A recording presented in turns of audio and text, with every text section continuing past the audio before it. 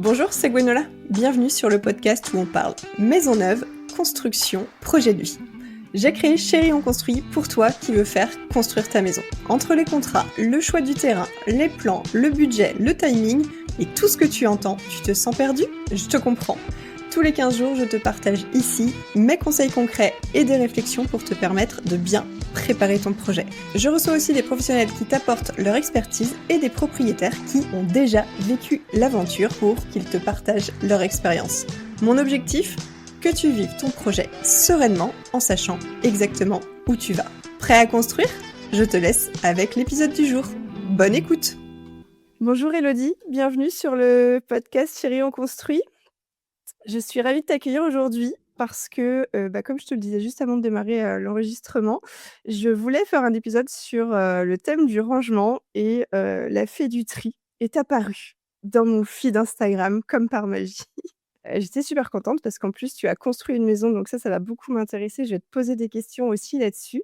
Elodie, tu es home organizer, ce métier qu'on a pu découvrir avec Marie, Kondo, Chaque chose à sa place sur Netflix. Tu es membre de la, Fédération francophone des professionnels de l'organisation.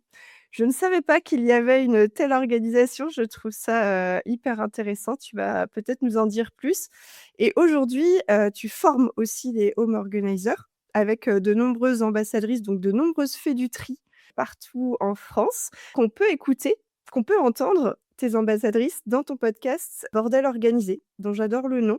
Voilà, j'ai fait un petit, résumé. Est-ce que j'ai pas dit trop de bêtises? Non, nickel. Juste dans mon podcast Bordel organisé, j'ai pas encore interviewé mes ambassadrices.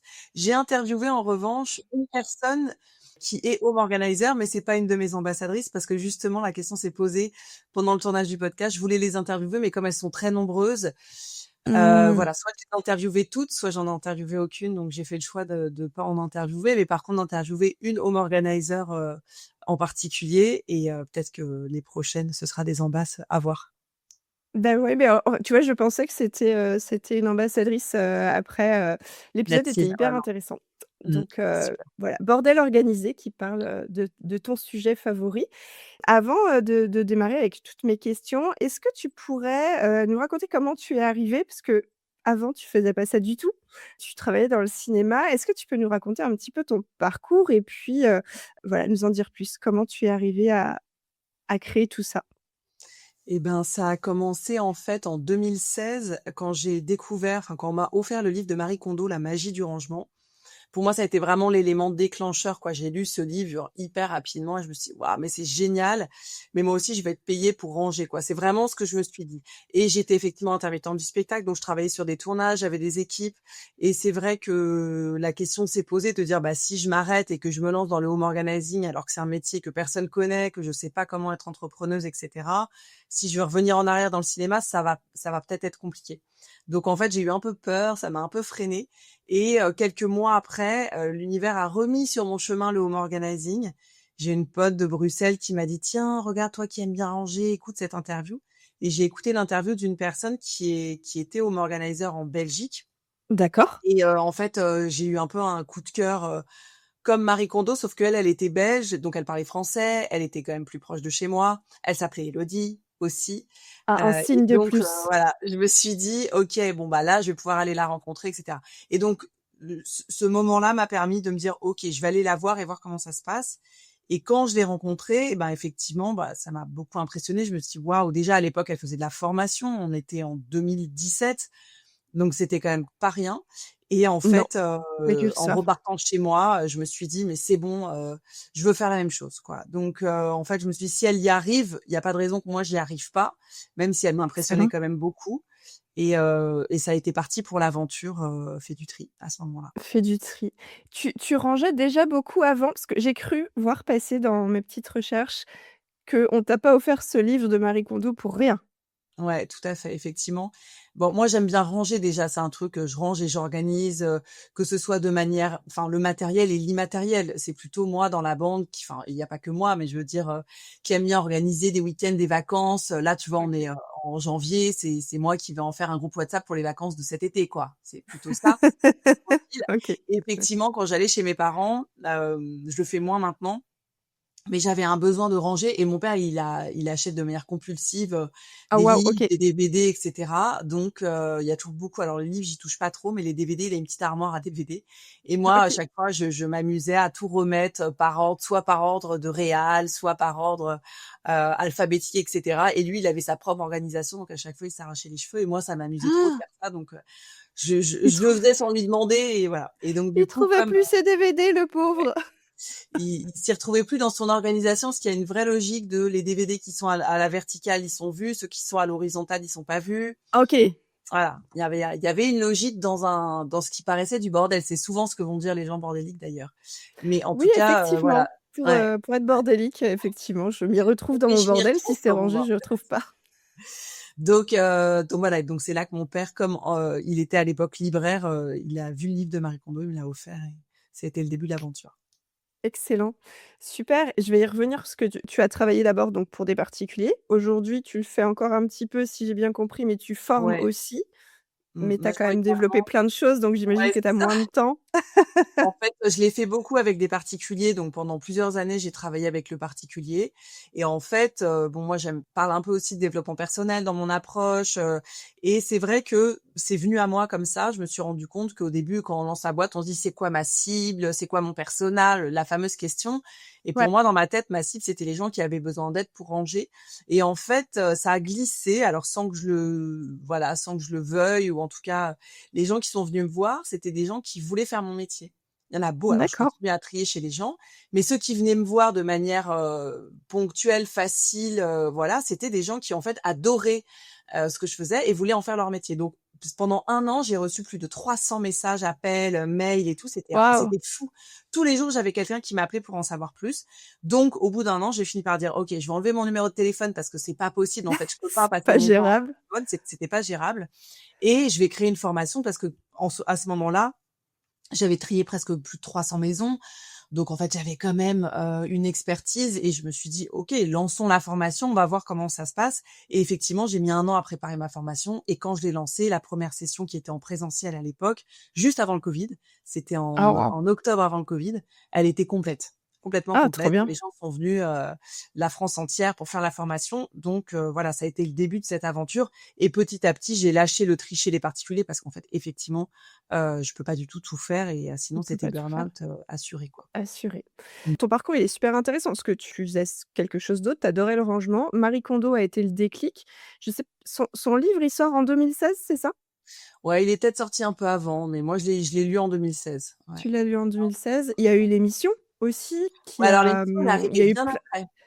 l'émission est arrivée Ouais, après et ouais, ouais, Marie ouais. Kondo, le petit buzz, enfin le buzz qu'il y a eu autour de Marie Kondo est arrivé dans les années entre 2018-2020, quelque chose comme ça? Alors là, tu me poses une colle, j'en ai aucune Tu saurais idée. pas? Je sais que l'émission de Marie Kondo, elle est arrivée vraiment après son livre parce que ça a mis du temps.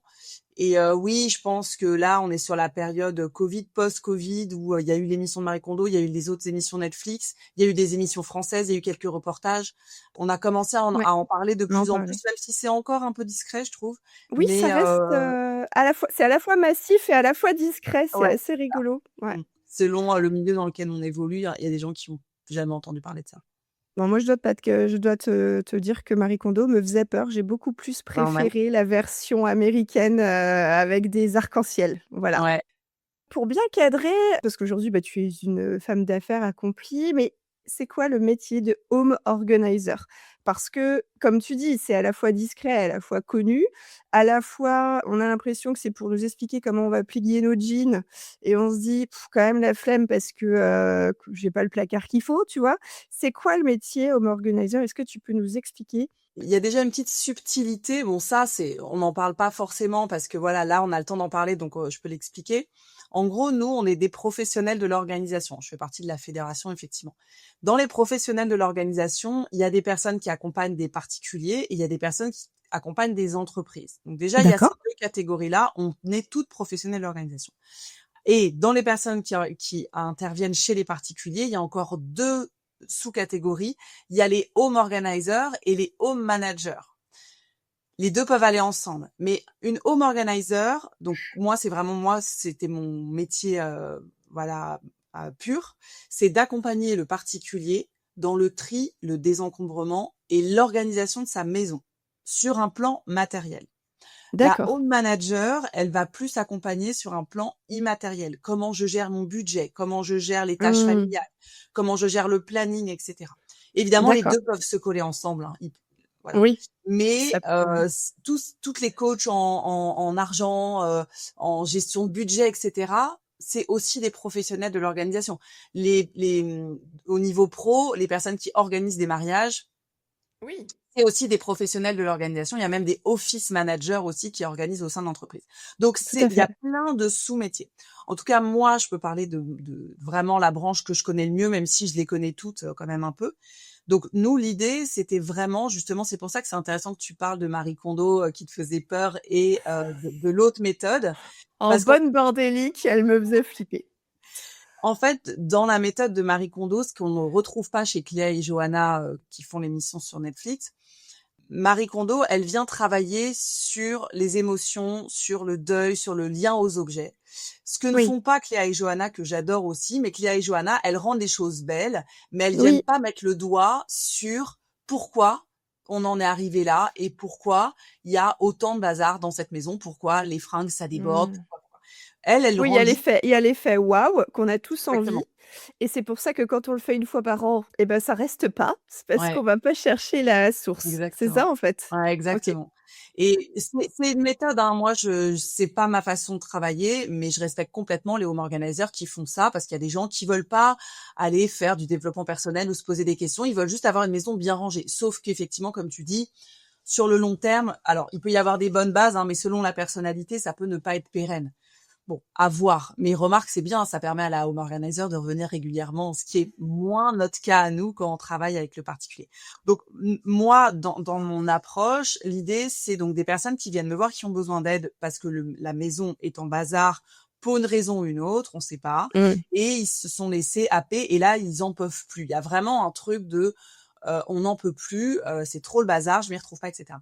Nous, dans notre accompagnement, on aide la personne à trier et ensuite, on va ranger et organiser. Le tri, c'est la clé principale parce que OK. quand on fait du tri, alors quand on est tout seul, on va trier, mais on va trier 10%, on va laisser les affaires dans le dressing, on va dire bah ça je le mets, ça je le mets pas. Une home organizer, elle sort tous les objets de la maison, Non, mais on euh, sent de la l'enthousiasme, il y a pas du dressing, elle les pose sur le lit et chaque objet passe entre nos mains. Donc il y a un OK. vrai travail au-delà du tri, voilà, de se dire ok on trie, mais chaque vêtement ou chaque objet, on va poser la question est-ce que je garde, est-ce que je garde pas, et chaque objet est lié, enfin peut être lié à une émotion, à un souvenir, à une problématique qu'on a dans la vie. Donc ça peut être un deuil, ça peut être j'essaye d'avoir des enfants, j'y arrive pas, on m'a donné ce sac de grossesse. Je veux dire ça peut être tout et n'importe quoi. En tout cas, c'est difficile de trier seul parce que ça vient mettre le doigt sur clairement nos problématiques et ce qui nous empêche d'avancer. Donc nous, on est là pour accompagner en douceur. C'est pour ça qu'on n'arrive pas à se débarrasser de ce vieux pull ou de ce jean, dans lequel on rentre plus, qui n'est plus, ce qu'on a envie de mettre et puis quand on le voit, on se dit: «Bah, on sait Ouais, jamais, on va le mettre quelque part», c'est ça? exactement. En fait, nous, on OK. vient aider la personne à prendre sa décision. On prend Mmh. jamais la décision à la place de la personne, mais enfin Oui. moi, typiquement, avec le nombre de maisons que j'ai accompagnées, enfin de personnes et de maisons que j'ai faites, je sais tout de suite que l'objet, en fait, il a pas sa place dans la maison. Mais la personne a envie de le garder peut-être pour différentes raisons. Donc, à moi d'aller creuser. Et ensuite, on fait le choix de se dire, OK, là, c'est sentimental, le problème est pas réglé et t'es pas prête à t'en séparer, c'est OK. Mais on le met dans une boîte à objets sentimentaux et on le laisse pas Mmh. traîner dans un dressing où il est là, il a pas trop sa place, il erre comme un fantôme dans le placard. On le met dans Oui. une boîte à souvenirs et cette boîte à souvenirs, on y replonge si on a envie d'y replonger un jour. Mais vraiment, c'est de retrouver une place pour chaque chose et pas forcément d'être absolument minimaliste. Mais ce qui est sûr, c'est que quand on fait appel à nous, en général, il y a 60% des objets qui sortent. 60, Ouais, c'est énorme! c'est énorme. C'est beaucoup. Alors que quand on le fait soi-même, même les personnes qui disent: «Oui, moi j'ai beaucoup déménagé» et cetera, bon, on enlève 20-30. Mais quand on a quelqu'un d'extérieur qui pose vraiment les bonnes questions, On on enlève arrive à 60. séparer les choses, plus facilement. Donc l'idée, c'est aussi bien sûr dans notre accompagnement, OK, d'avoir une maison qui est bien rangée après et cetera, mais de prendre conscience des blocages qu'on peut avoir et de prendre conscience aussi de notre mode de consommation par Mmh. rapport à des problématiques qu'on peut avoir, c'est-à-dire le fait d'avoir des achats compulsifs. Bon, bah, si la personne, elle a un dressing super rempli avec des choses qu'elle met pas et que moi, quand je fais du tri, je vais repartir avec, je sais pas, 40 sacs poubelles de vêtements qu'on va aller Oh bah, donner, c'est beaucoup. Mais du coup, la personne, peut-être que la prochaine fois qu'elle va acheter, elle va se poser à 2 fois la question, pourquoi j'achète ce vêtement? Est-ce que c'est parce que je suis pas bien? Et auquel cas, je l'achète parce que j'ai besoin d'un réconfort et c'est OK. Enfin voilà, de vraiment réfléchir à chaque fois, du coup, derrière à son achat. pourquoi Parce que de oui. trier, c'est bien, mais en fait, si on continue à acheter sans réfléchir, Oui, voilà. C'est juste de prendre conscience. Et moi, je le fais aussi, hein. Des fois, quand je vais pas bien et tout, j'ai envie d'aller faire du shopping. Bon, OK. forcément. C'est comme, je vais dire, je vais manger du chocolat ou un truc. Bon, bah, moi, ça va être de faire du shopping. Enfin, je le fais beaucoup moins qu'avant, mais je le faisais beaucoup avant. Et d'en prendre conscience et de se dire, OK, ce vêtement, c'est un vêtement réconfort. Et puis des fois, du coup, je l'achète pas. Là, tu parles beaucoup de vêtements. J'imagine que dans tes accompagnements et celui de tes ambassadrices, c'est quand même, le plus gros sujet aujourd'hui dans les maisons? Bah, en fait, non, pas forcément. C'est vrai que je parle de vêtements parce que les vêtements, c'est souvent ce qu'on fait en premier parce que c'est ce que les OK, personnes c'est ont le vrai. plus de facilité à lâcher. Et dans la D'accord. méthode de Marie Kondo, justement, elle commence toujours par le dressing. Et moi, je trouve que c'est une bonne approche parce que dans le OK. dressing, il peut y avoir des objets sentimentaux, et cetera, mais c'est une porte d'entrée qui est vraiment assez intéressante, le dressing. Donc, mais évidemment, quand on fait du tri, quand nous, on nous embauche pour toute une maison, tous les objets passent entre nos mains. C'est-à-dire que ce gros pot à crayons, on pourrait très bien se dire, on les prend tous, les crayons, et on regarde qu'est-ce qui fonctionne pas, et si ça fonctionne pas, on les jette. Qu'est-ce qui m'apporte de la joie ou pas? Là, ça va, Ouais. ton pot à crayons, il est pas trop gros. S'il y en a Non, pas mais 10 dans la maison, je ça va. je vais être, honnête, j'ai un tiroir et des boîtes à crayons. Ouais. Donc en fait, c'est juste que celui-là, il a eu un petit tri mais il est absolument pas représentatif, de la réalité parce qu'il y en a de cachés ailleurs. Et des trucs qui marchent pas, j'en ai encore plein, des feutres que Normal. j'utilise plus, tout ça. Donc oui, le pot à crayon, ouais, tout passe en revue. C'est assez intéressant. J'aime bien, le fait que tu abordes, le côté, sentimental et on s'accroche et tu parlais tout à l'heure des gens qui ont déménagé.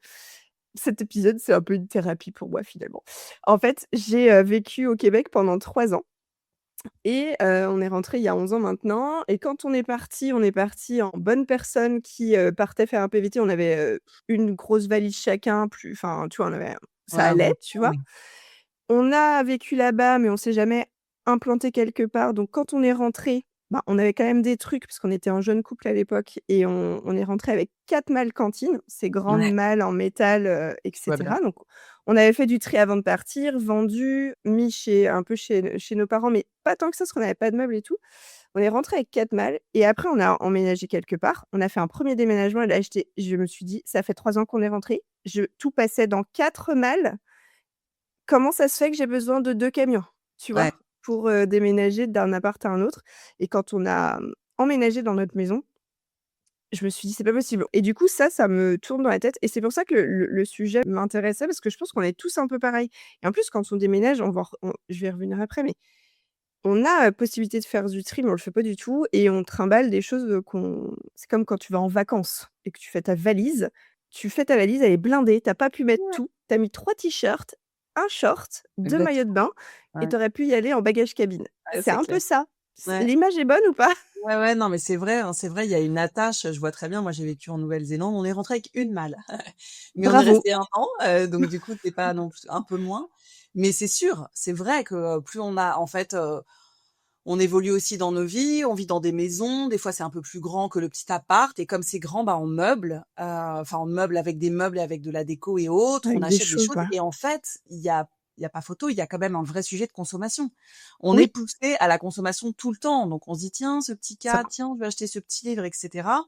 Même moi, chez moi, hein, enfin, on va en parler après de la maison, mais c'est vrai que oui, j'ai des choses à déménager. Même là, tu vois, on va bouger la yourte dans laquelle on a vécu.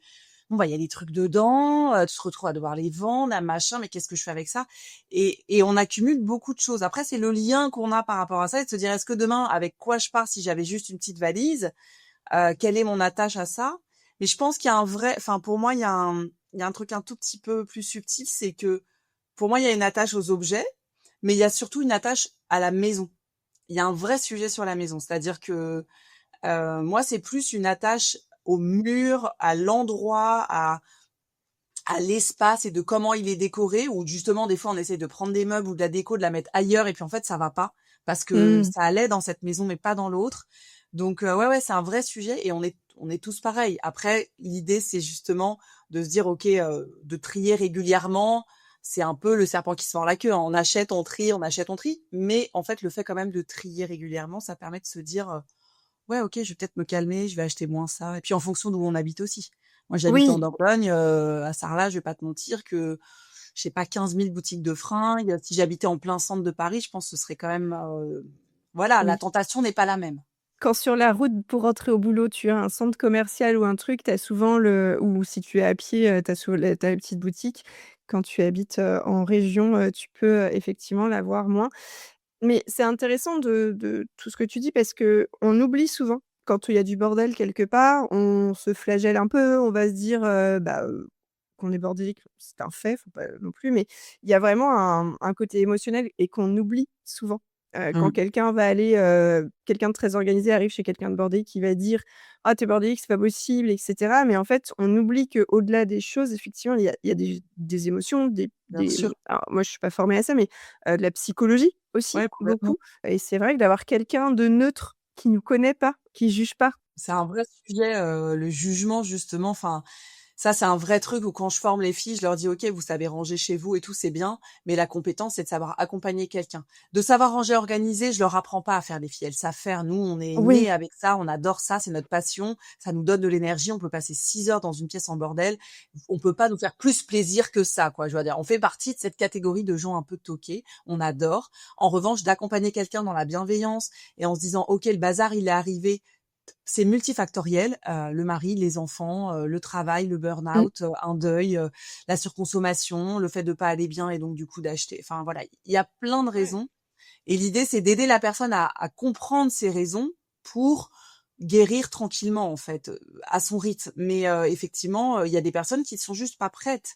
Moi c'est pour ça, je leur dis toujours aux filles, la plupart l pour moi 99 de la population a besoin de nos services. Enfin, je veux dire, ça ouais, non, nous mais ça vraiment. nous fait du bien, mais il y a, 5 des gens qui sont prêts à faire appel à quelqu'un parce que c'est comme d'aller chez un psy, mais c'est encore pire parce que non seulement tu vas chez le psy parce que tu vois, on va parler de choses et tout, enfin ou la thérapeute et en plus je viens chez toi et j'ouvre tes tiroirs Mmh. et je leur dis des fois je leur dis: «Imaginez, mettez-vous à la place de la cliente. Elle vous fait confiance et cetera, c'est sûr, mais elle arrive chez vous et dit: "Je peux ouvrir les tiroirs et tout"?» Même moi, ça me ferait bizarre.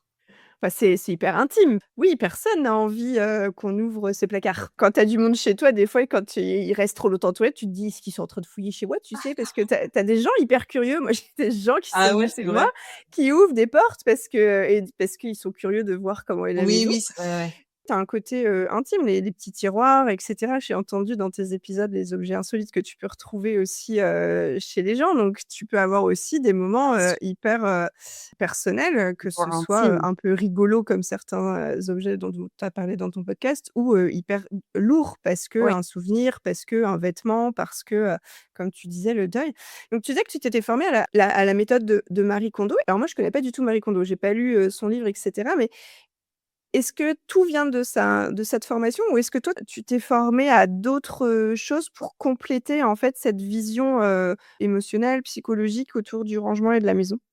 Bah, en fait, moi, quand j'ai commencé, j'ai fait la formation de Marie Kondo au bout d'un an, donc je suis partie à Londres, je suis allée la rencontrer et cetera et c'est vrai que c'était génial. On a passé un super moment. On était 100 personnes du monde entier dans un grand Ah hall, waouh!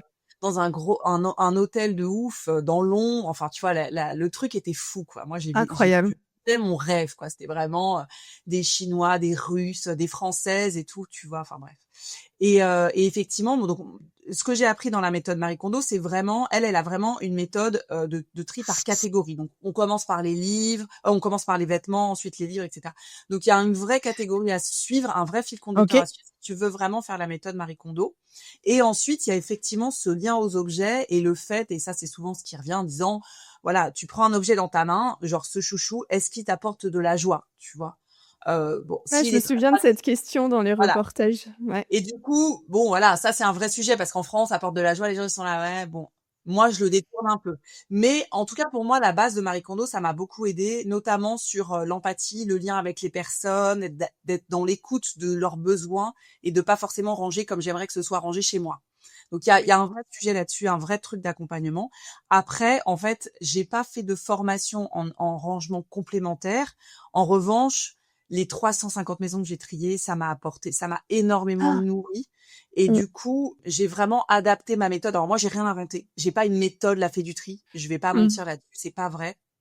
Même peut-être que Marie Kondo, sa méthode, on sait même pas si c'est elle qui l'a inventée ou si. Oui, bah, Enfin, je veux dire, forcément. bon, en vrai, voilà. Moi, en tout cas, ce qui est sûr, c'est que dans la façon dont je travaille, il y a vraiment une écoute, une empathie et il y a cette touche un peu développement personnel, intuition, sensibilité que je demande à mes formés de développer parce que c'est comme ça en fait qu'on réussit au mieux à accompagner la personne, d'être vraiment dans l'écoute, de sentir les choses, de même parfois il y en a qui ont des ressentis vraiment développés. Moi j'ai des ressentis sur les maisons, etc. Donc je sens des choses dans les maisons. Ok. Je vais pas Oui, forcément le dire tout de suite, mais en tout cas voilà, j'ai étoffé un peu tout le truc pour rentrer dans quelque chose de très énergétique aussi, c'est important pour moi, ouais, même si on est très dans le matériel, mais faut pas oublier cette partie-là.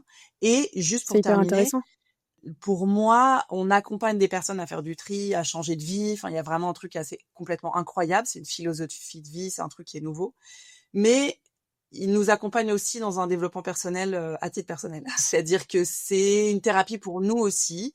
Et donc, l'idée, c'est aussi de réussir à trouver comment on va réussir à grandir et à dépasser certaines peurs qu'on peut avoir en faisant le tri chez quelqu'un.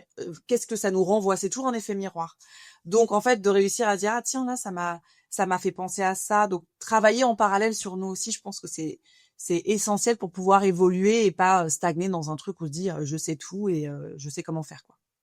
Oui, puis pas arriver en mode bourrin, «C'est le bordel chez toi, viens, on sort les sacs poubelles», quoi. Enfin, il y a Clairement. C'est aussi, pour comme tu disais, ça le côté que oui, émotionnel. On s'implique. Toi, en tant que professionnel, tu t'impliques. Moi, je oui, fais bien pas de sûr. rangement chez les gens, mais je m'implique dans leurs projets, tu vois, pour optimiser leurs plans. Ouais, Il y a toujours un truc, tu vois? ouais, Tu perçois des émotions. Moi, je vois quand je vendais des maisons, j'ai des gens qui ont pleuré en rendez-vous. ouais, Tu vois? Parce que, ben, tu disais tout à l'heure, il y a un rapport au rangement, mais à la maison et effectivement, créer une maison, c'est créer un refuge pour certains, c'est créer une nouvelle étape de vie. Moi, je me souviens d'une cliente, on n'avait pas fait sa maison finalement, mais c'était une étape de vie parce qu'elle avait perdu son conjoint. Donc quand rendez-vous, quand tu te prends, bah, cette décharge d'émotions, parce que c'est vraiment une décharge, tu dois l'avoir en rendez-vous aussi et quand tu touches à la maison, effectivement, c'est intime, ça parle de la vie et cetera et oui, ça nous fait, travailler différemment, prendre du recul, ça travaille son jugement. Tu parlais tout à l'heure du jugement, de juger le bordel des gens, mais de se dire: «OK, c'est vraiment le bordel» ou alors, bah, vraim tu vois, ils vivent comme ça.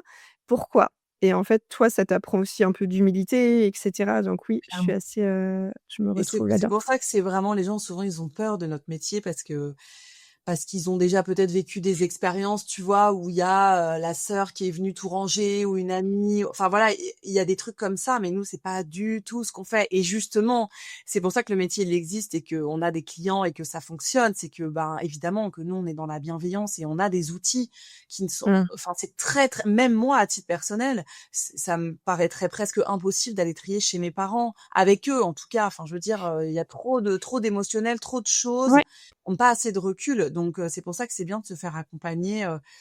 Mais effectivement, ce truc de jugement avec les personnes extérieures, ça peut être un peu. Les personnes pensent vouloir aider, et en fait, elles traumatisent plus qu'autre chose. Ouais et puis il y a le comme tu dis, tu pourrais pas trier chez tes parents, mais tu as un lien émotionnel. C'est-à-dire Bien sûr. que les remarques que tu te prends de ta mère ou de ta sœur ou de on sait pas qui, mais les remarques des gens, c'est pour tous les sujets. C'est parfois compliqué et c'est pour ça qu'un regard neutre est hyper intéressant. C'est vrai que le home organizing vient un peu soigner notre surconsommation. Tu en parlais, les vêtements, c'est un formidable exemple.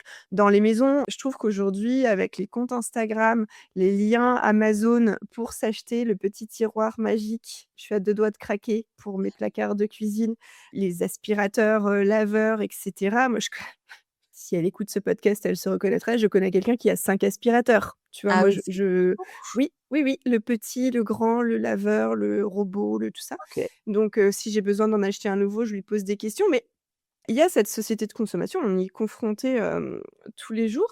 Est-ce qu'il y a des grands principes au quotidien qu'on peut, utiliser? Parce qu'on est exposé. On a envie des maisons, des gens d'Instagram qui ont l'air magnifiques. On se dit que la nôtre est quand même très, très nulle. Leur maison a l'air toujours bien rangée. Il y en a quelques-unes qui sont honnêtes et qui tournent le téléphone Bien sûr. et on voit l'étendoir à linge au milieu du Ouais, ouais, salon quand même. Est-ce que toi, tu l'as vu quand dans tes accompagnements? J'imagine qu'avec 300 maisons, tu as vu ce genre de complexe. Est-ce que tu pourrais nous partager des choses là-dessus, une clé peut-être pour s'en sortir? Il y a plusieurs choses. Déjà, il faut mettre en place un système. Il y a un système qui doit être mis en place dans une maison. Donc, en fait, pour que ça tienne, il doit y avoir un système et un système, ça doit rouler. Donc, quand je dis un système, c'est des tiroirs de rangement, des boîtes, chaque chose à sa place, etc. C'est pour ça que c'est bien de faire un reset en disant, OK, ici, ça va être rangé comme ça, ici, ça va être rangé comme ça, puisque une fois que le système est en place, il y a juste à suivre le système. Voilà. S'il Mmh. y a pas de système, c'est le bazar. En fait, si on n'a pas on a déjà assez de choses à penser comme ça. Donc, si on n'a pas un système qui est là, où on sait que les chaussettes, elles vont dans ce tiroir, que les stylos, ils vont dans ce pot, que les piles, elles sont rangées ici et pas ailleurs. En fait, ça met du chaos partout parce que personne s'y retrouve. Et encore, là, quand on habite à plusieurs dans une maison, voilà. Donc, les systèmes sont pour moi très importants. Et les systèmes s'adaptent en fonction des maisons, en fonction des gens qui y habitent. Est-ce que je mets un panier pour le linge? Est-ce que je mets des séparateurs dans mes tiroirs pour mes sous-vêtements? Ça, chaque cas est particulier. Mais avant de mettre en place un système, il faut avoir trié. Donc, en fait, Faire du tri, on ouais. trie pour savoir, parce que d'acheter une boîte sans avoir trié ses collants, on se retrouve à acheter une boîte qui est trop petite. Du coup, on a mis 10 collants. Il y en a 2 qui sortent, mais du coup, c'est pas beau. Donc, le tri, c'est la base. Une fois qu'on a trié, on met en place des systèmes qui sont pratiques pour tous les membres de la famille et qui sont simples. Donc, dans ce truc de système, s'il y a une phrase à retenir, c'est qu'il faut faire moins de 2 mouvements pour ranger quelque chose. Souvent. OK. Si tu as besoin de faire plus de 2 mouvements pour ranger quelque chose, potentiellement, sauf si tu adores ranger, genre comme moi, tu vas le laisser traîner. Exemple classique, les chaussures. S'il faut ouvrir un placard, mettre les chaussures, refermer le placard, c'est 3 mouvements, c'est trop. C'est pour ça qu'il y a des chaussures partout dans l'entrée? Ah Donc, merci! faut trouver un système. Moi, je les range dans le placard parce que moi, je préfère que ce soit rangé et en fait, je préfère prendre ce temps-là et parce que je fais partie des gens un peu toqués du rangement et du contrôle. Donc, moi, je vais le faire, mais je sais bien que ma fille et mon mari vont pas le faire. Donc, j'ai construit mon entrée pour que ça fonctionne. Et encore, il y a des améliorations à faire sur le système. Mais du coup, voilà, une entrée, des paniers, les chaussures sont enlevées, mises en vrac dans le panier il est ouvert, c'est pas beau, mais c'est comme ça. Bon, chaque cas est particulier, mais en tout cas, les systèmes sont très importants et il faut vraiment comprendre ce truc-là de plus de 2 mouvements. Et il y a aussi, bon, je peux pas rentrer dans tous les détails là, mais en gros, il y a Non, non, aussi non. les personnes qui habitent dans la maison, il y en a qui sont grands, d'autres qui sont petits. Donc, Ouais. quelque chose à hauteur qui pour toi va paraître normal de dire, bah, la tasse, je la mets ici. Ton mari qui va être grand, il va la poser au-dessus. À chaque fois, il la pose au-dessus. Tu dis, mais je comprends pas. Mais parce qu'en fait, il est plus grand. Tu vois, c'est Donc lui, c'est plein évident. de choses comme ça qui font qu'un système s'adapte aussi. Il faut adapter le système aux personnes qui vivent dans la maison. Donc, il y a pas de, c'est pour ça que les Instagram, les machins, faut acheter des tiroirs, des trucs. Voilà. Mais il y a des choses le tiroir pour ta cuisine, c'est très bien. Tu vois, c'est un truc, je veux dire, c'est pratique. Il OK, y a ça pas va alors. non, mais voilà. Après, attention à pas mettre des trucs trop lourds dedans parce que comme Ouais. c'est en mode autocollant, Ouais, je sais. fais tirer le tiroir et que tu mets que des boîtes de conserve, à mon avis, je l'ai pas testé chez moi parce que moi j'ai mis plein de tiroirs.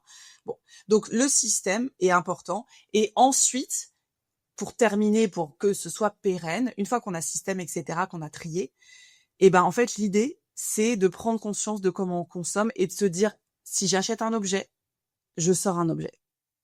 Oui, je l'ai vu plusieurs fois, un qui rentre, un qui sort. Je sais pas si c'est sur ton compte ou d'autres, mais oui, je trouve que c'est intéressant. Si je faisais ça avec mes chaussures, ça irait beaucoup mieux. Voilà. En tout cas, tu vois, même si ça sort pas, avant de l'acheter, c'est de se dire où je le range. Ah ça, c'est une autre bonne question. Où je le range? Est-ce qu'il a un endroit, genre j'achète de la déco, un tableau, un vase et tout, parce que bah, tu vois, les vases, les trucs, moi j'en vois plein ici, il y a en Dordogne, la poterie à fond, je suis là, oh, ce petit vase, il est trop mignon. Ouais, mais où je Est-ce veux le que je mettre? sais où je vais le mettre? Mmh. Non. Donc je l'achète pas. Bon, des fois je l'achète, hein. Voilà. Mais en tout cas, il y a vraiment après ce truc de processus en disant, ça veut pas dire que tu t'interdis d'acheter, tu peux l'acheter en disant, je l'aime trop, je sais pas où je vais le mettre, mais je l'aime trop, mais j'assume le fait que Ouais. peut-être qu'il aura pas sa place et qu'en plus derrière, c'est de l'argent perdu puisque je le revendrai pas, quoi. Enfin, voilà. Mmh. Ouais, Donc pour moi, c'est vraiment ces 3 étapes-là qui super sont très intéressant. importantes et chaque étape et donc si tu essayes juste déjà de te dire: «OK, j'ai un objet qui rentre, un objet qui sort», mais qu'à la base, tu pas trié, pour moi, la base, c'est vraiment le tri et le système mis en place dans une maison, quoi. C'est des bonnes questions à se poser. Le système qu'on veut pour soi, pour son conjoint, pour ses enfants. Tu dirais que c'est quoi les erreurs les plus fréquentes que tu as vues dans les maisons où tu es allée? Est-ce qu'il y a un pattern, un schéma qui se répète, dans beaucoup, beaucoup, beaucoup de maisons et que si tu nous le dis là, en répondant à ma question, on va tous se dire: «Ah oui!» Bah, le truc assez classique que je retrouve quasiment tout le temps, c'est que les personnes ont essayé à un moment donné de ranger. On n'est pas, la première personne qu'elles ont appelée, quoi. Elles ont déjà essayé de faire par elles-mêmes, acheter un bouquin et cetera et l'erreur que je retrouve très souvent, c'est l'achat des boîtes. C'est-à-dire qu'on achète des boîtes parce que c'est trop cool d'avoir des boîtes. On se Ah, c'est dit: beau les boîtes. Il y en a «Voilà, des belles en plus. des bocaux et tout ça et en fait, on ne sait pas ce qu'on va mettre dedans ou alors quand on le met, comme je te disais tout à l'heure, ça déborde, en fait, c'est pas adapté, du coup, on se retrouve avec des plein de boîtes et cetera. Donc ça, l'achat de meubles ou d'objets de rangement sans avoir fait du tri avant, on le retrouve tout le temps. C'est d'ailleurs pour ça qu'on achète rarement, nous, des trucs parce qu'en fait, on retrouve tout le temps des choses chez les clients. Donc ça, c'est un vrai truc et la deuxième chose éventuellement, c'est le fait de vouloir trier, sans sortir tout de son contenant. Comme je te disais tout à l'heure pour le dressing, Ah se oui, dire: OK. «Oh, je fais le tri de mon dressing, mais je regarde comme ça. Ouais, ça je le garde, ça je l'enlève». Non, en fait, il faut tout enlever, aller chercher tous les vêtements, même ceux qui sont sous le lit, été, hiver, et cetera et tout trier. Mais bon, ça, Ouais. quand tu le fais tout seul, Ouais, il y a des chances c'est que un tout peu retourne en vrac, décourageant. hein. Ouais, faut faire par, partie de session de 1 heure ou 2 heures en général. Mais ouais, l'erreur de pas tout sortir, ça, c'est un truc assez classique parce qu'on a envie d'aller vite et que voilà, mais du coup, il y a plein de choses qu'on va pas vraiment trier. Et puis il y a plein d'endroits parce qu'on parle souvent du dressing, mais tu regardes les tiroirs de cuisine. Ah bah ouais, Tu non. sais, avec, la spatule peut-être un peu cassée, j'en ai une un peu cassée, Ouais, OK. tu T'enlèves. as, toujours le petit truc que tu as acheté parce que tu dis que ce serait génial et en fait, il est au fond du tiroir depuis 5 ans, mais tu l'as jamais trouvé. Donc la cuisine, l'arrière-cuisine, les buanderies. C'est vrai Ouais, qu'on a tu peux accumuler, beaucoup de choses, les placards, enfin, en règle générale et oui, il faut tout vider pour voir clair, en fait. exactement. C'est Pour ça? voir clair et après remettre les choses à leur place. Mais il y a des zones, hein, l'arrière-cuisine, la cuisine, c'est des endroits moi je vois bien, hein, dans ma cuisine, j'ai un endroit avec un tiroir. Enfin, j'ai un tiroir et il y a un des compartiments du tiroir où c'est ma petite zone de vrac. Je mets, tu vois, là, ça fait 6 mois que j'ai demandé à mon mari, sans vouloir le balancer, On d'acheter lui une dira pas. pile pour un jeu, qui fonctionne plus, machin. La pile a jamais été achetée, donc en gros, tu as le stylo avec le tu sais, le cache derrière de la pile. Mmh. Tout est dans ce tiroir, des trucs qui sont en cours, en attente. Bon, moi, c'est sûr que ça va pas durer longtemps. C'est-à-dire que, tu vois, si au bout de 3 mois, bon là, je dis 6 mois, j'exagère, c'est 3 mois, mais là, c'est bon. Du coup, j'ai acheté les piles, donc je vais pouvoir réparer ce truc. Mais les trucs à réparer et tout. Donc, c'est bien, moi, je trouve, d'avoir quand même dans ce genre d'avoir un endroit de vrac. Un Un truc à petit bordel endroit de quand vrac. même. Ouais. Ça fait un peu une zone tampon Une finalement. petite zone tampon, mais il faut qu'il y en ait qu'une seule. Il faut que la zone tampon soit régulièrement triée et évacuée, mais de se dire, OK, il y a des choses qui sont en attente. Ouais. Donc, Ah, c'est heu, terrible les choses en attente en tu fait. vois? Ben, ouais et donc d'avoir un endroit pour ces choses-là en attente, typiquement la cuisine ou l'arrière-cuisine, voilà, d'avoir un bac, un panier. Moi, c'est un tout petit compartiment de tiroir, mais ça peut être juste un panier, mais il faut pas qu'il y en ait trop, voilà et de se dire: «OK, ça, c'est une zone en attente et c'est OK si c'est le bordel» et comme ça, je sais que si: «Ah, il est où le truc que je devais réparer, le bouton que je devais» tout est là-dedans. Les trucs à faire ou en Heu, attente, ça va là-dedans et au moins, il y a qu'un seul endroit pour s'y retrouver, quoi. question personnelle, comment tu gères les piles, qui marchent plus? Et ben, les piles qui marchent plus, elles ont leur place. En fait, ça fait partie des tous les objets doivent avoir une maison. Donc, tu pars du OK, principe que chaque objet a une maison excellent. attitrée. Il peut avoir une maison secondaire. Ah, il y a des maisons secondaires? Oh waouh, Il peut c'est chic. avoir, par exemple, ce petit stylo. Ça, c'est sa maison principale. Donc, comme je l'ai remontré déjà tout à l'heure, voilà, Le ça, c'est petit la maison pocket. principale de tous les Maison stylos. principale, OK, très bien. Et il a une maison secondaire dans l'entrée. D'ailleurs, tout va finir ici, je pense. Mais on va dire qu'il y a une maison secondaire ou dans le tiroir de la cuisine. Parce que des fois, t'écris des trucs sur le carnet, machin, t'as besoin de ça. Et donc, je vais pas à chaque fois aller dans le bureau chercher un stylo. Donc, il peut y avoir une maison secondaire, mais je préconise quand même qu'il y ait qu'une seule maison, une maison principale. Mais il faut pas qu'il soit SDF. Donc, les piles HS, il faut qu'elles aient une maison. Donc une maison, c'est un pot, un bocal, voilà, il y a marqué pile HS dessus, au feutre avec un crayon, et tu mets ça dedans. Et comme ça, quand il y a une pile qui est HS, tu Tu remplis ton sais où la bocal. mettre. À un moment donné, quand c'est plein, tu le mets dans ton sac à main ou dans ta voiture, bien en évidence, pour te dire: «OK, ça, je vais l'emmener quand je vais La faire les courses». Exactement, Ça parce part qu'il y où a elle habite. toujours les colonnes pour faire les Elles piles. sont toutes très bien tout le temps là et à chaque fois qu'on passe devant, on se dit: «Merde, j'ai encore oublié la cartouche». La vraie vie. On fait tous. Mais voilà, faut vraiment trouver une maison pour chaque objet. Le sujet des enfants, je l'avais pas prévu, mais ça m'est venu tout à l'heure Ouais. parce que alors moi j'ai pas d'enfant, donc je peux pas, juger, mais on voit des gens qui sont quand même pas méga contents d'avoir leur salon qui est devenu une crèche. Ouais. Parce qu'il y a les voitures plus ou moins grosses, celles où on monte dessus, celles où on joue avec. Il y a le circuit, pas de patrouille, il y a, la, cuisinière, la marchande, Ouais. la poussette, les baigneurs et en fait, ton salon devient une crèche. Ouais. Ça semble quand même un sujet, plus ou moins, assumé chez les Mmh. parents. Est-ce que tu as une astuce là-dessus? Parce qu'on sait que les salles de jeu, enfin pour l'avoir observé et pour avoir grandi avec beaucoup d'enfants autour de moi, salles de jeu, elles servent pas parce que les enfants aiment bien être proches, Bien sûr. des parents et de la vie dans la maison. Ouais, Donc tout de toute façon finit par débarquer dans le salon. ouais. Comment tu vois ça? Comment tu l'as traité avec, tes j'allais dire tes patients, mais avec tes clients? Il y a eu le sujet des enfants, mais si tu veux, le sujet des enfants, c'était quand même un sujet qui arrivait souvent en bas de la liste, même si parfois j'avais des parents qui me disaient: «Oui, mes enfants, machin». On va toujours travailler avec les parents d'abord. On va trier Oui. le bordel des parents et après on voit. Après, à titre très personnel, et ça, c'est mon approche à moi, voilà, effectivement, voilà, ma fille, bon, elle vient jouer tout le temps dans le salon. Jamais elle joue toute seule dans sa chambre, c'est très rare, ou en tout cas, bon, elle a 3 ans, Elle elle a est quel âge elle a 3 ans? 3 ans. Ouais, Elle est ouais. encore petite, mais en fait, il y a un vrai truc pour moi, le bazar, les crèches dans le salon, comme tu dis tout, c'est quelque chose qui est créé pas par les enfants, c'est créé par les parents. C'est les parents qui achètent. Je veux dire, les enfants peuvent être réclamés et donc le parent achète, Mmh. mais c'est le parent qui achète définitivement, qui fait rentrer Oui. les objets dans une maison. Ou les grands-parents, les tontons, les Oui, tatas, les adultes, en tout cas. les Les adultes, adultes. ouais. Donc moi, j'ai pris le parti pris d'avoir très, très peu de jouets. Donc j'ai une espèce de grande cuisinière, enfin où elle peut cuisiner, et encore elle cuisine pas trop, mais où elle se lave les mains, donc ça fait un truc un peu 2 en 1. Donc ça, c'est une espèce de petite zone comme ça qui prend pas trop d'espace dans le salon. On a plein de livres et on a des jeux de 2-3 petites panières, mais en fait très vite, quand elle sort des choses, quand on doit ranger derrière, ça prend pas trop de temps. Mmh. Parce qu'en fait, j'ai fait le choix de pas avoir 15 000 trucs. Et je l'ai fait, hein, pendant un moment. En plus, mon mari, maintenant, il travaille dans une recyclerie. Donc, nous, on peut aller acheter des trucs à 50 centimes, tu vois, une Ouais. poussette, machin. Mais ça repart aussi vite. Parce qu'en fait, effectivement, on va dans la recyclerie. Ou ça pourrait être dans un magasin de jouets, hein. Le truc, ça coûte 50 centimes. Il y a le caddie, la poussette, le landau. Et elle va y jouer 5 minutes. Et puis après, elle y joue plus. Donc, moi, ça sort. Ça rentre, ça sort. Il y a très peu de jouets. Et en fait, j'ai pris aussi ce truc en me disant, au début, je me disais: «Ah, quand même, je suis une mère indigne, elle pourrait avoir plus de jouets». Elle est très contente, la petite. Elle se débrouille très bien Oui. avec très peu de jouets. Il y a pas besoin, en fait, elle peut avoir, du coup, elle crée son imagination, elle prend ses poupées, voilà, donc elle a quand même des trucs, hein, pour dessiner et tout. Mais vraiment, moi, c'est un travail à faire personnel des parents, en fait. Mais c'est un Ouais, vrai on y truc revient. d'accepter de se dire: «Je donne pas trop de jouets à mes enfants et ça va. Ils vont pas avoir une enfance malheureuse, en fait».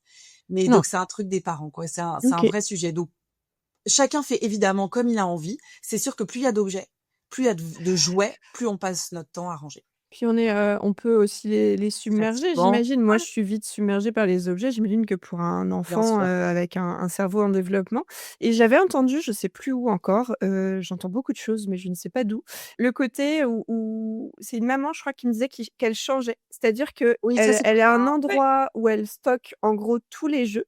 oui. J'ai peut-être vu ça sur Instagram et en fait, elle fait tourner un Ouais, roulement. C'est une ouais, ça bonne c'est bien. manière aussi, comme ça on Ouais, peut avoir plein de choses, les complètement. cadeaux de Noël un peu tout le monde et comme ça on n'a pas tout en même temps. Et ça demande, mais c'est super, moi je trouve que c'est une bonne idée, mais moi, tu vois, à titre personnel, j'ai pas prévu dans mon organisation de maison une place pour ce roulement. Mmh. Donc finalement, tu vois? Et puis en fait, du coup, je les cache parfois par des endroits, puis ma fille, elle est là: «Ah!» et puis elle revient, elle retrouve tous les livres, elle veut les sortir. Mais oui, c'est une bonne idée, ça demande, le truc du roulement, ça demande juste quand même une petite orga. Ouais. Ça dépend. Mais oui, c'est une bonne idée. C'est une bonne idée s'il y a une place pour le roulement et de se dire ok, là j'enlève tel jeu, on remet tel jeu. C'est bien, effectivement, c'est une bonne idée. Mais trop, voilà, c'est vraiment les parents et c'est aux parents de faire une liste en disant il y a ça pour l'anniversaire et pas autre chose, quoi. Maîtriser ce qui rentre. Il y avait Mmh. aussi, le livre, tu as dû le lire, j'imagine, Zéro déchet. Oui, Je l'avais suivi à un moment de Bea j'ai Johnson, acheté ouais. son livre, j'ai jamais trop lu, mais je la suivais sur Instagram et alors elle, ça partait d'une autre intention, c'était vraiment le zéro, déchet. Oui, Donc ça allait du papier cadeau au sopalin en ouais. passant par d'autres trucs. D'ailleurs, je pense que mon mec lui en veut parce que je n'ai plus de sopalin à la maison Bah ouais. et ça le rend ouf. C'était aussi intéressant cette maîtrise de ce qu'on te donne. Mmh. Je reviens aux listes dont tu parles et ça, c'était hyper intéressant parce que moi, ça m'a fait, réfléchir. J'ai une amie aussi qui fonctionne comme ça. Ils ont réduit aussi les cadeaux de Noël en se disant: «On est tous adultes, on s'en f enfin, ch tous les adultes font un cadeau à un des adultes Ouais. et le reste, c'est pour les enfants». Ça allège le budget, ça allège les choses, ça Bien allège sûr. la charge mentale pré-Noël aussi Ouais. et je trouvais ça intéressant. Je sais pas si c'est des livres que tu as lus, des approches qui peuvent compléter aussi, tes accompagnements? Ouais, Bea Johnson, moi, ça a C'est ça. vraiment, bah, je l'ai découverte en même temps que Marie Kondo. C'est vrai qu'on en entend plus trop Non? parler. Bea Johnson, j'ai trouvé son approche géniale et tout, mais c'est vrai qu'avec le recul, ça m'a m enfin, je me suis mise un peu dans un truc un peu extrême avec Bea Oui, Johnson c'est hyper et extrémiste. beaucoup du coup de ch finalement, ce truc de moins d'objets, moins de trucs, dans la société dans laquelle on vit, ça devient une charge mentale écologique, quoi. Tu vois? Il y a un peu ce truc où, OK, d'un côté mais parce que sûrement j'ai pas la bonne approche et elle, elle le vivait sûrement différemment, tu vois? Et puis bon, tu habites, à Los Angeles ou San Francisco, c'est pas la même que quand tu habites, enfin, tu vois, bon, On a pas la même vie, quoi. c'est pas la même vie et c'est pas les mêmes mentalités et tout ça, mais en tout cas, c'est vrai que moi, je me suis retrouvée à faire des trucs un peu zéro déchet où j'ai beaucoup lâché là-dessus. L'approche est intéressante. Un peu culpabilisante? Alors, je sais pas si en fait, je sais non, enfin, je sais pas si elle est culpabilisante. En tout cas, elle crée de la charge mentale. Ça, c'est Mmh. sûr. Parce Enfin, que quand quand je tu dis pas dois c'est pas partir elle qui est culpabilisante, c'est oui, nous. On oui, s'auto-flagelle et on culpabilise de exact. pas être Tu pars aussi en nickel, quoi. vacances, tu dis: «Je vais être zéro déchet», tu te mets à faire des pique-niques pour tout le monde, tu fais des boîtes, enfin, tu vois? C'est genre, du coup, Faut il faut laver faire les des trucs boîtes, ouais. lourds, tu as les gosses et même sans avoir les gosses. Moi, je dis à chaque fois, je suis là: «OK, super», je vais dans le train, j'ai ma gourde pour boire de l'eau. Je bois beaucoup d'eau, donc en gros, je me dis: «OK, je prends ma gourde, elle fait 1 litre, ça pèse super Ça lourd». pèse une tonne. Tu te retrouves, tu vois, à la fin, tu es là dans le RER, tu as plus d'eau, tu dis: «Ah, j'ai trop soif, mais je vais pas acheter une bouteille en plastique» parce que bon, bah, bien sûr que finalement je l'achète la bouteille en plastique, tu vois? Mais dans quel me et à côté de ça, tu vois, ils font des jeux olympiques de ski à Dubaï, tu vois? Tu dis: Oui, je suis «Non pas sûre mais que ce soit Bea Johnson pour le coup qui l'ait organisé, mais du coup, oui. non!» Mais du coup, à côté de ça, tu dis: «Je suis en train de me pourrir la vie Ouais. pour sauver la planète» et il y en a d'autres qui en profitent. Donc il y a un peu ce truc de moi j'aime bien maintenant être un peu on se détend, on fait On comme se on lâche la peut. grappe. C'est pas parce que j'achète une bouteille en plastique ou que j'ai acheté des sandwichs en kiwi, sont peut-être dégueulasses, c'est pas bon pour ma santé, mais j'ai pas eu besoin de préparer ça, plus les 1000 autres trucs que j'ai dû préparer pour le Mmh. voyage. Ce sera très bien, on va bouffer des chips et boire du coca en canette et Et tant pis. zou. Voilà, non mais bon. Donc Bea Johnson, oui, j'aime beaucoup son approche, mais j'en reviens un peu parce que faut savoir juste le prendre, pas se mettre trop une charge. J'ai pas de sopalin non plus et mon mec, ça le rend ouf aussi, hein, je te rassure, hein. Ah OK, il y a pas que le mien. Non. Non, mais après je me disais que c'était moi qui étais bizarre avec mon histoire de sopalin. On a des Non torchons et et puis des en éponges, oh! OK, non, c'est hyper intéressant parce que du coup, en gros, on fait appel à une home organizer. Si on a commencé à acheter des boîtes, mais que c'est toujours le bordel, que notre tiroir à bordel ne diminue jamais, voire se multiplie et oui, le bordel a beaucoup trop de maisons et de maisons secondaires et beaucoup trop de maisons à travers toute la maison, exactement. c'est là qu'on peut penser à faire une home organizer pour nous Ouais. aider à trouver, ce fameux système. Je diviserai cet épisode en 2, mais ben, je t'avais dit, en fait, du coup, c'était hyper intéressant, mais beaucoup de sujets. C'était un super échange. Merci beaucoup, Élodie, d'avoir accepté mon invitation. Je pense que cet épisode va en aider beaucoup. Et je vais mettre toutes les informations pour te retrouver, le lien de ton podcast, ton Instagram, site internet, et tout seront dans la description de l'épisode. Merci beaucoup.